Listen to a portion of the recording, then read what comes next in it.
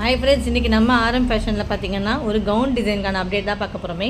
இது வந்து பார்த்திங்கன்னா கஸ்டமர் வந்து கான்ட்ராஸ்ட்டாக கேட்டதுனால நம்ம சாண்டில் வித் க்ரீனில் வந்து பண்ணியிருக்கோம்.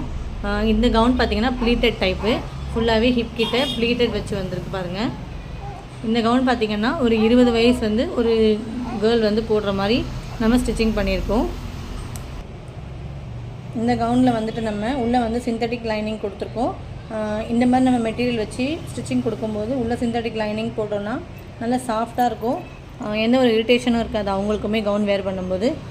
அதுக்கப்புறம் வந்துட்டு இந்த கவுனுக்கு வந்துட்டு மேலே வந்துட்டு யோக் பேட்டர்னுக்கு 1.5 மீட்டரும், கீழே வந்துட்டு பாட்டமில் வந்துட்டு 4.5 மீட்டரும் தேவைப்படும். ஒரு நார்மலாக ஒரு 20 ஏஜில் இருக்கவங்களுக்கு ஸ்டிச்சிங் பண்ணணுன்னா பார்த்திங்கன்னா தெரியும். ஃபுல்லாகவே அவங்க